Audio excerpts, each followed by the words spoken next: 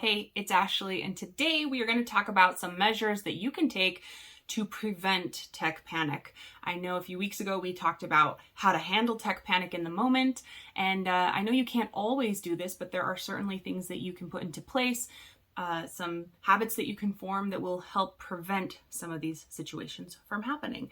So let's talk about it. Now, it is really good to know how to handle really stressful tech situations in the moment, but do you know what's even better? Being prepared for them so that they don't even happen. The first thing I recommend doing is testing everything.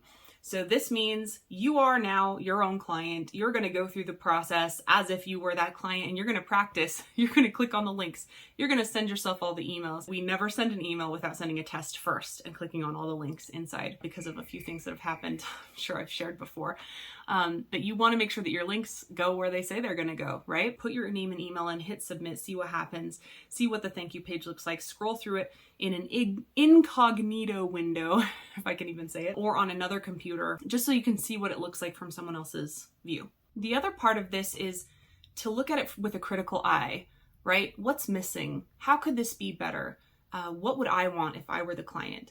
So things like that. You can also ask people close to you, or have your team, or have, colleagues, ask if they'll be willing to go through and give you any feedback, pointers, tips, suggestions. You might not have even thought of that thing, and it might be the thing that you've been missing.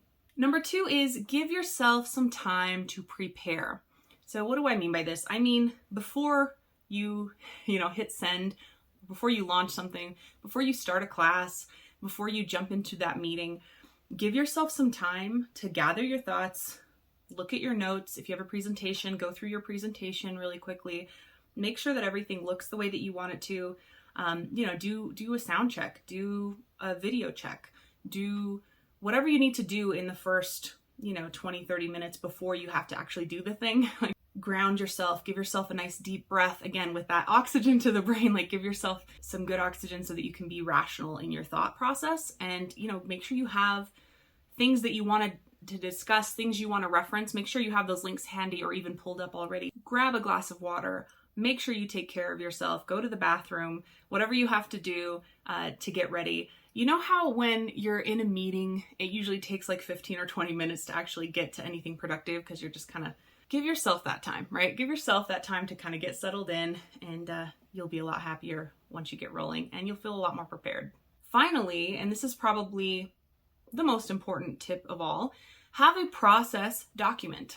So a process document is any kind of document or a spreadsheet or even a project management software where you list every task, every minutia, every detail of what has to be done to make something happen. So whether that's an event or whether that is a launch, whether that is a specific internal task like onboarding, or maybe you host weekly webinars or whatever it is, you always have a process when you do those things. And so documenting how you do those things and what things have to be in place first will really give you the peace of mind that you've probably been seeking for when it comes to these types of projects. This is the kind of thing that, if done well, will help you to look ahead, to look and see what are the things that we're missing. In the moment when you're doing something and you're like, why didn't we think of that? Giving yourself a process document where you walk through those steps, that's the moment where you can get ahead of that cue ball, so to speak, where you're like, okay, we have that ready because we knew that was going to happen. And maybe you're not a strategic thinker. Pull in a friend, pull in someone who is a strategic thinker. Who's that person, that you always go to? Maybe it's someone on your team. And if you do need extra support, I'm an online business strategist and a tech consultant. I am happy to help you, to give you resources, to support you in any way. And of course, we have services that we do this professionally for people in business. So I'll put a link below this video where you can go to learn about all the things that we do and all the ways that we help in strategy. So if that's something that you need, we're here for you. Now, this could also be something like a meeting agenda.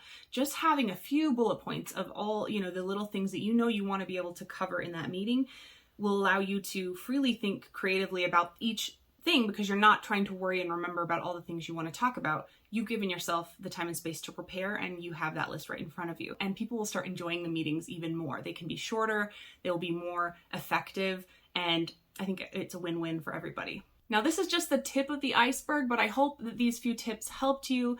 Let me know what questions you have. You can do this. I believe in you. We'll see you next time.